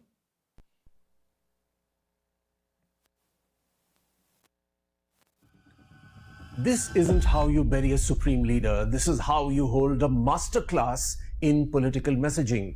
The funeral of Iran's former supreme leader, Ayatollah Ali Khamenei, is all about the message. I'm Arup Ghosh. Khamenei was killed on February 28, the first day of the US-Israeli air campaign against Iran. Tehran has now turned his funeral into the first major political event of the post-war era. Every image appears carefully chosen. The first message is for Iranians. The streets packed with mourners, the red flags, the chants of revenge. The state wants to project... Pause, I have to remind you. You don't think that some people from Turkey was there? Let us remind you that they share a border and they share a religion. And it's very interesting how President Erdogan had a meeting in Turkey hosting the NATO leaders, gave them a revolver with a red box with 6 bullets. I think a lot of people, oh, he's just a great host. He just cares about the NATO. No. Play on. Idea above everything else. Our leader is gone, but the Islamic Republic is still standing. The second message is for Washington. Donald Trump reportedly looked at TV footage of the funeral and remarked, I thought people hated Khamenei. Maybe it's fake tears. Tehran responded with pictures. You heard what he said? This guy, listen, if he's, let's put it in perspective, right? In the civilian side of the house, he's the executive branch. Military side of the house, he is above a 4-star general. He is the top commander-in-chief. You have to have the best intelligence around you. He's looking so damn ignorant. He actually said he didn't even know that they liked the guy. You have no intelligence. The largest outdoor gathering funeral in the history of mankind. People loved this guy. Look at all the coordination happened in that funeral. He realizes that I'm getting bad information. And he's starting to realize that here's the thing. He can't do anything about it. He's already in the war. He's going to take full responsibility, and he is a puppet of the Israeli government right now. Everybody sees it. Everybody knows it. Play on. Images travel faster than explanations. Millions lining the streets create a far more powerful headline than any official statement. Then comes the regional messaging. Reports suggest Iran appeared to welcome different... This is important. Pull up a map of the Persian Gulf again. The same map you had before. Make it easier on yourself, please. Same map you had before. Shouldn't be that. I mean, all we're doing is just put screen to screen out.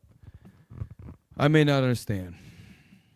He said maybe it's fake tears. I wonder who his public relations or public affairs person is, because he was just saying some. He probably fired me. Yeah. He needs to. So we're up there, and I forgot why we went here because it took so long. What were we talking about earlier? I asked to get a Iran's map. about to welcome in certain countries. Yes. So he said the region. That was a guy from India. He's reporting. He said there's a regional message that Iran is sending. Who is the region it's sending to? The region of the Persian Gulf. All these Arab countries who, yes, Saudi Arabia, look at the size of Saudi Arabia. It's a little bit bigger than Iran. The vast majority of the citizens of Saudi Arabia are not trillionaires and billionaires like these oil tycoons, like the Saudi princes. They're average people. They are looking at Iran like they're the heroes. And Saudi Arabia, Iraq, all of them have the same religion. Now, there's Shia and Sunni, but the bottom line, they're still of Islam. Okay, so they are united in that respect. So the regional message is we're going to stand up against these tyrannical, colonial, evil men, the Israelis and the U.S. government and NATO to a certain extent. And all that's going to go on, and that's going to be the identifying marker that everybody else is going to stand up. That's the regional message. Play on. Thank you. I think I'm just an impatient person. This take it forever. This isn't how you bury a supreme leader. This is how you hold a masterclass in political messaging. The funeral of Iran's former supreme leader, Ayatollah Ali Khamenei, is all about the message. I'm Arup Ghosh. Khamenei was killed on February 28, the first day of the US-Israeli air campaign against Iran. Tehran has now turned his funeral into the first major political event of the post-war era. Every image appears carefully chosen. The first message is for Iranians. The streets packed with mourners, the red flags, the chants of revenge. The state wants to project one idea above everything else. Our leader is gone, but the Islamic Republic is still standing. The second message is for Washington. Donald Trump reportedly looked at TV footage of the funeral and remarked, "I thought people hated Khamenei. Maybe it's fake tears." Tehran responded with pictures. The regime knows images travel faster than explanations. Millions lining the streets create a far more powerful headline than any official statement. Then comes the regional messaging. Reports suggest Iran appeared to welcome different foreign delegations with different Quranic verses. For countries such as India, Russia, and China, Pause. This is important. You heard what he said? He said, well, he welcomed with different Quranic, meaning the Quran. So China, India, Russia, and Saudi Arabia has something to say. Listen to this. So at this funeral, you had Russian delegates, you had Chinese delegates, you had Indian delegates, all part of BRICS. Interesting. GDP larger than G7. Play on. Reportedly focused on remembrance. For Hamas, Hezbollah, and the Taliban, the theme was martyrdom. Saudi Arabia received the most interesting choice. A verse recalling the Battle of Badr, where a vastly outnumbered Muslim force defeated a much larger army. The battle took place in what is now Saudi Arabia. Officially, Tehran can say it is invoking one of Islam's defining moments. Unofficially, the symbolism is harder to miss. Power, wealth, bigger armies, powerful allies, none of them guarantee victory. Saudi Arabia has denied reports that it backed the strikes on Iran, but choosing Badr for the Saudi delegation ensured the symbolism would be noticed. And finally, there is the man nobody saw. 3 of Khamenei's sons appeared beside the coffin. His successor, Mujtaba Khamenei, did not. If he appeared injured, it could invite questions about the leadership's strength. If he remains unseen, speculation only grows. Tehran kept the cameras on the dead supreme leader, kept the world's attention away from the living one, because this funeral is Iran's opening statement after the war. That's heavy. We get ready to close out after the next one. Get me Professor Morandi clip number 1. There's a bunch of stuff I wanted to get. We don't have time for that. There was a whole nother thing we're going to get into about Greenland. Give me the first timestamp from Professor Morandi on George Galloway, number 19. We do not. If y'all get a chance, I want you to y'all look at what happened with NATO. Donald Trump brought up Greenland again, Officer Micah brought up in the beginning. He's trying to cut off trading with Spain and causing a lot of waves in that NATO meeting in Turkey. So there was a lot of things that were going on, and one of the things is going back to the Donroe Doctrine, where he tries to secure Greenland, Canada, that whole Western shore. He's still bringing it up. Again, that's very divisive to Denmark, who owns. Remember that if they went to war with Denmark, it would evoke Article 51, and they talked about the Denmark Special Forces going to Greenland to defend it. So that's going to be part of the disruption that the horns, the 10 horns, are going to hate the whore. Last one. Let's play that. We're going to close out. Trial today, George, was unprecedented. I've never seen anything like that in my life. And I live in a country where we have many very large rallies. General Soleimani, when he was martyred, huge. Imam Khomeini, when he passed away in 1989, it was massive. President Raisi, when he was killed in the helicopter crash, whether it was an accident or not, I still don't know. Crowds were massive, but this was something altogether different. I left for home almost 3 hours before the prayers this morning. And I couldn't get there. And I was stuck with hundreds of thousands of other people in the south part of the complex, to the south of the complex, and we just couldn't get around it to be a part of the prayers. That just shows how massive it was. Many millions of people. And the crowd was, we couldn't move. And it's right behind the complex. Maybe you could tell through the lights. So this was an extraordinary show of force. I mean, huge compassion for the leader, his family. You could see that emotions were running high. And it's been going on since yesterday. Since yesterday morning, people were coming. I actually went with a couple of our good friends that you mentioned yesterday to the Mosalla. And today I went again for the prayer. And crowds just keep coming and going. Tomorrow is the funeral procession. So it will go from the east of the city to the west, the procession with the martyrs, Ayatollah Khamenei and his family members, his granddaughter, 1-year-old son-in-law, and one of his son-in-laws and one of his daughters were martyred. They were not husband and wife, but in any case, the procession, I imagine, will be massive as well. This is probably the largest gathering. I mean, I think the largest funeral in history, human history. And it's sending a message to the United States as well and to the Israeli regime. And yes, you're right. People would come up to me and speak about the need for revenge. Some people who know me from media. And you could see people with their own with their own posters and their own, they're holding up banners saying that demanding revenge. And it's clear that the Iranians feel that there is a need to punish the aggressors. Now, okay, in the interest of time, we got to cut short, y'all. It's been 2 hours.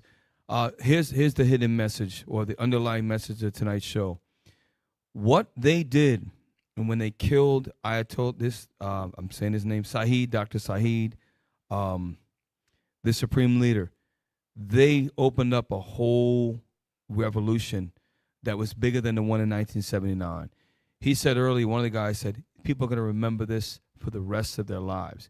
This generation of Arabs see the Iranians as heroes. They stood up against the great Satan, as they're called. And we got to continue to watch the news, watch what's going on between the EU and between the United States. Watch how the Israeli what happened to the MOU? It was 2 weeks ago, it was signed. It was supposed to be set. We thought there was a ceasefire. The strait was going to. Now guess who controls the strait again? Iran. Gas was $3.14 where we're at. It jumped back up to $3.39. Now it dropped a little bit. It's going to slowly go up and down like that. We did a show last week or the week before. The strategic oil reserves in the United States are becoming historically low. They have not been this low since the early 80s, 1980s.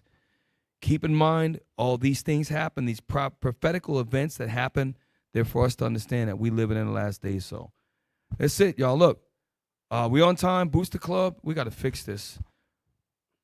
Booster Club PayPal, a text give to 646-982-3858. Check out the PayPal. Look, I want to say to the camera, those of you who donate to the Booster Club, we thank you for everything you do. We know some of you live hours away.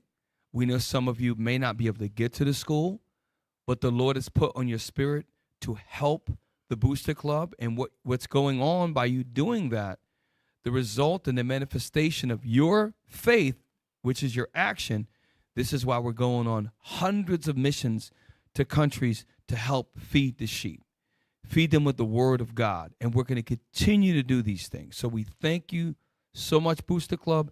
Continue to donate as the Most High move your spirit, and we appreciate y'all. So look, we right on time. Tech guys will be happy we get out right up 2 hours.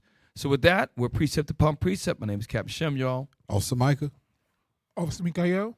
Officer Solomon. And with that, we say shalom. You're never gonna see this on any mainstream news. This ain't what you want, this is what you need. Can't never forget. Yeah, they made us slaves, hung our kids from trees. I never forget. Nooses on our neck, whipped us till we bleed. And they gotta get it. Hey man, call it Galatians 3:13.